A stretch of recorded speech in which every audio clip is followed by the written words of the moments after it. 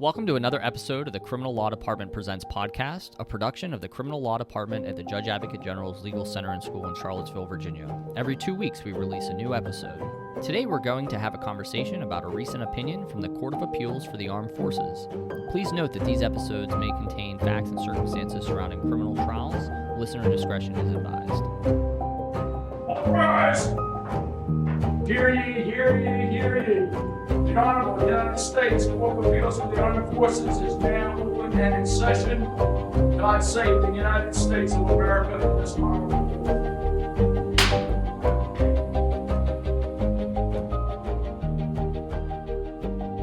Welcome back to Criminal Law Department Presents CAAF Chats. I am Major Andrew Britt, and today I'm joined by Major C.C. Bernstein. Welcome, CC. It's great to have you on the program. So today we're going to be discussing United States versus Downum. It's a case out of the Army involving wrongful use of cocaine and more questions about how courts of criminal appeals are supposed to conduct their factual sufficiency analysis.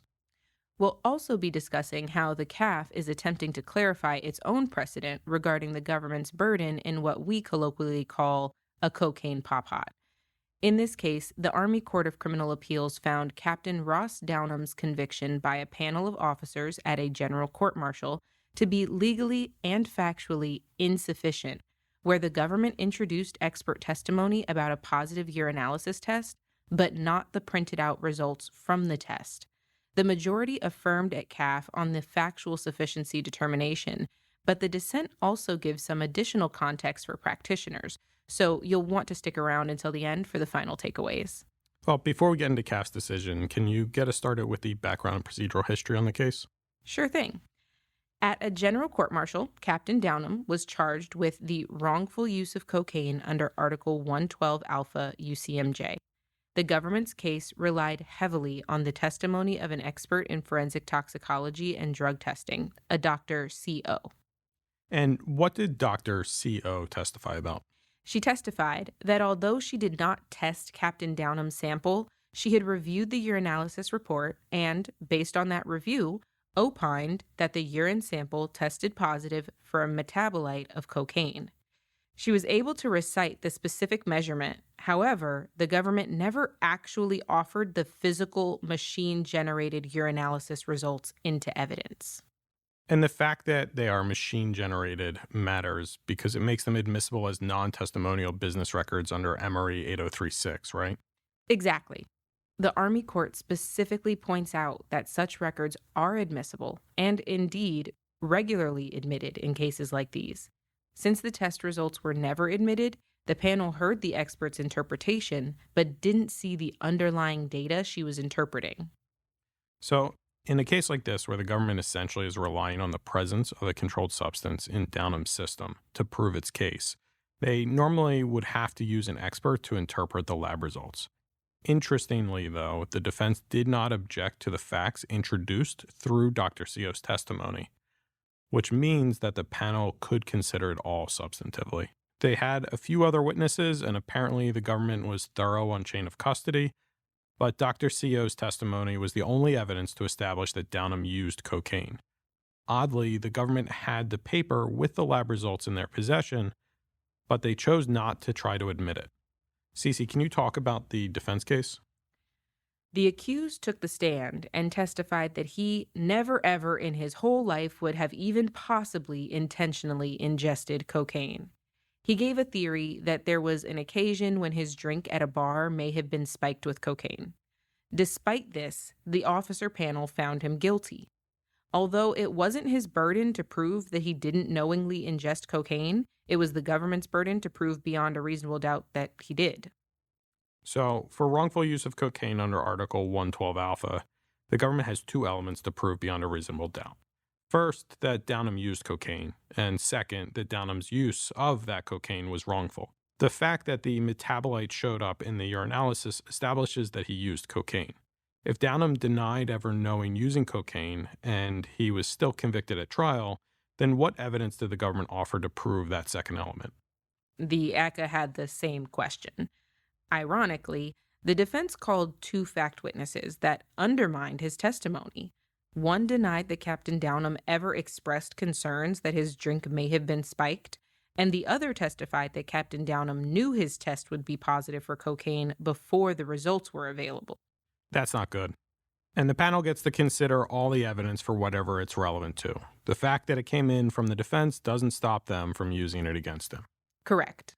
But for the government's part, they relied on the permissive inference to argue wrongfulness. And what's that permissive inference? The permissive or permissible inference is an instruction given by the military judge that allows the fact finder to infer wrongful use from the existence of a positive urinalysis. Inferring an element may seem like it lowers the government's burden to prove that element beyond a reasonable doubt, but not really. A mens rea is notoriously hard to prove and often requires inferences or circumstantial evidence because a trial is inherently unable to be present in the mind of the actor at the time of the event. So, case law has established factors that military judges should consider when determining whether to instruct the panel on a permissible inference of wrongfulness. And so, in this case, the judge found that those factors were met?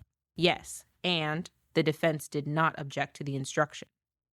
And Downum was convicted, which brings us to the service court. So, the Army court reversed the conviction, finding the evidence was both legally and factually insufficient.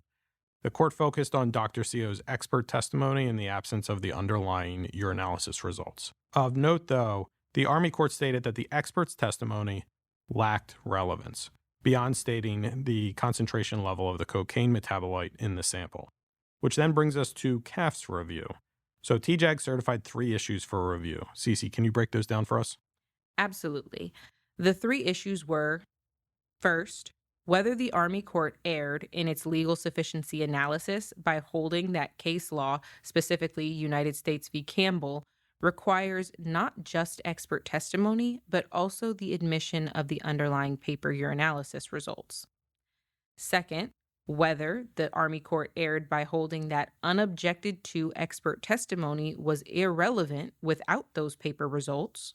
And third, whether the Army court failed to conduct a proper factual sufficiency analysis under Article 66. CAAF first addresses the relevance question, then the Army court's factual sufficiency review. Based on its resolution of the factual sufficiency question, the majority moots the legal sufficiency question. Taking them in the same order, how did CAAF analyze the Army court's determination that the expert's testimony lacked relevance? CAAF disagreed with the idea that the CAAF found the testimony completely irrelevant under MRE 401. If the CAAF had found the testimony truly not relevant, it would have been inadmissible. The court couldn't have considered it, and the analysis would have stopped there. Okay, then what did the Army court actually mean when it said that the expert testimony lacked relevance? CAAF concluded that the CAAF inartfully used the word relevance, and that the analysis showed CAAF found that Dr. C.O.'s testimony provided little probative value without the underlying test results to back it up. The CAAF was focused on whether the government had proven the element of wrongfulness, which we discussed can be established through permissive inference. What's the import of the Army court determining the expert testimony had little probative value? To get that inference, the expert testimony needs to establish key facts about the test: that the metabolite isn't naturally produced by the body or any other substance, that the cutoff levels are high enough to discount unknowing ingestion, and that the testing method was reliable. These factors come from Campbell, and they are not necessarily exclusive. The inference can also be triggered by other evidence if it can explain with equivalent persuasiveness the underlying scientific methodology and the significance of the test results. Here, the CAAF found Dr. C.O.'s testimony offered virtually no information about the test itself. It was just a conclusion on the concentration level without the supporting data. Without the permissive inference to support the wrongfulness finding, the Army court finds Downum's conviction to be factually insufficient. However, in the third certified issue, the government asserted that the Army court applied the wrong standard of review in conducting its factual sufficiency analysis. There are a few issues to unpack here. First, CAAF reviews a CCA's factual sufficiency determination by examining whether the CCA applied correct legal principles. In the fiscal year 21 NDAA, Congress changed Article 66 by modifying the authority of CCAs to conduct a factual sufficiency review. Prior to that change, CAAF precedent used the term de novo for the standard of review. In Harvey, CAAF explained how the new factual sufficiency review authority should be applied, but it declined to give a term for what that standard of review should be called. The Army Court decided Downum before the Harvey decision came out. In the absence of Harvey's guidance, the Army Court stated that the standard of review under the new factual sufficiency test is de novo, with acknowledgement of the new statutory language at issue. Right. The ACCA quoted the language from Article 66 that mandates appropriate deference to the fact that the trial court saw and heard the witnesses and other evidence. This new language appears contrary to a de novo review, which the government argued, according to the Black Law's definition, means no deference is given to the trial court. This was a bit tricky and is still probably not completely settled because even the old factual sufficiency standard was not fully de novo, even though that's how CAAF labeled it. Yes, the old standard tempered the CCA's review of the facts by requiring them to recognize that the trial court saw and heard the witnesses.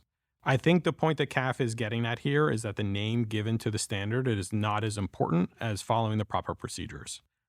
So to that end, CAAF instructs that going forward, the service court should cite Harvey and follow its guidance. Okay, so CC, what does CAAF make of the government's issue with the Army Court calling it de novo here? CAAF said it was an open question on whether or not ACCA applied the correct principles under Harvey. However, they could still resolve the issue because even if the standard was misapplied, the error was harmless. CAAF pointed out that ACCA's decision didn't turn on the credibility of the witnesses.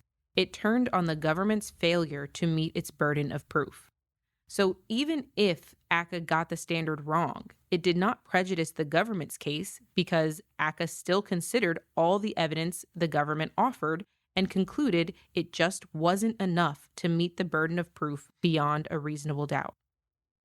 So ultimately, the CAAF affirms, since the Army Court assigned little weight to the expert testimony and it did not reversibly err in how it reached this conclusion, the Army Court was within its authority to set aside Downum's conviction as factually insufficient. This moots the first certified issue about legal sufficiency, so CAAF does not reach this question. But this was not a unanimous decision. It was a 3-2 split. That's right.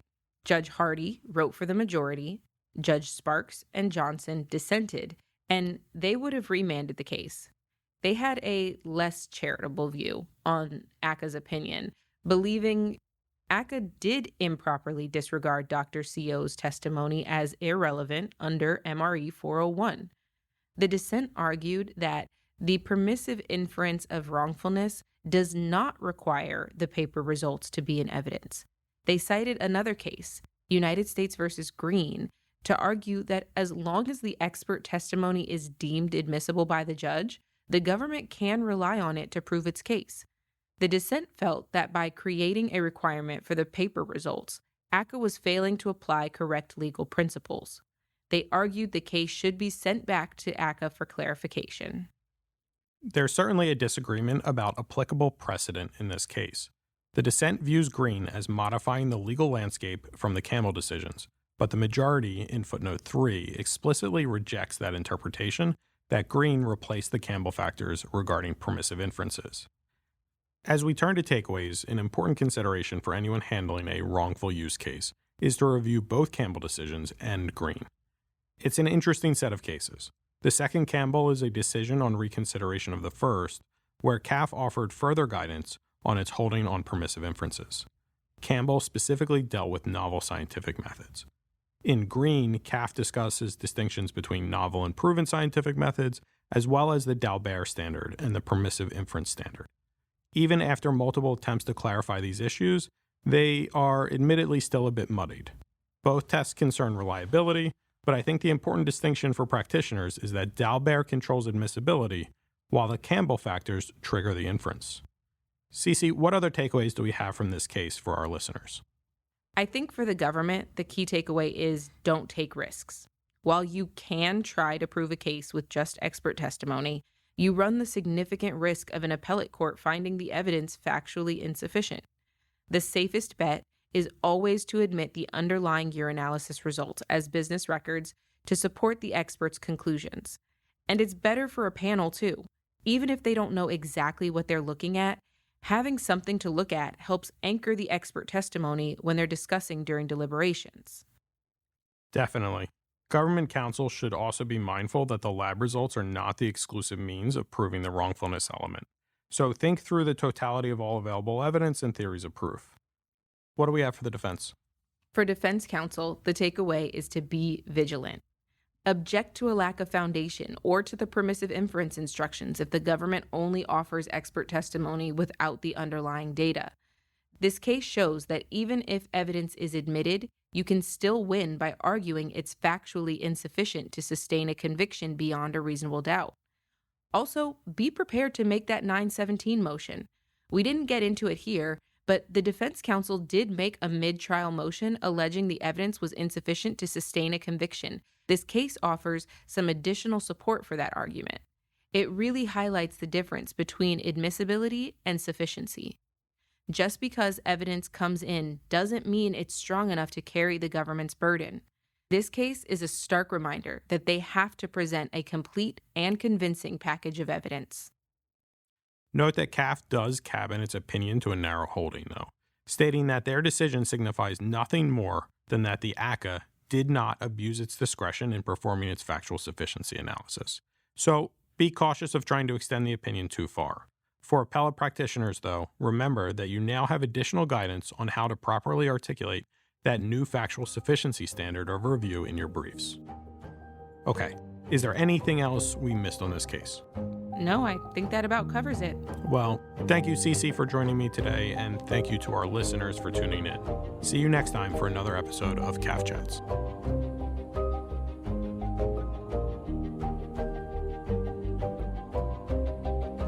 Thanks for joining us today for another episode of the Criminal Law Department Presents podcast. If anything you heard sparked a thought, we'd love to connect with you. Your comments help us create better future content for the field or the fleet. Reach out to us on Facebook or Instagram. The information can be found in the show notes for today's episode. The views expressed in today's podcast are those of the presenters and not necessarily the Judge Advocate General's Court, the Department of the Army, or the Department of Defense. Court thanks counsel for both sides, and the court will stand in recess until further order of the court.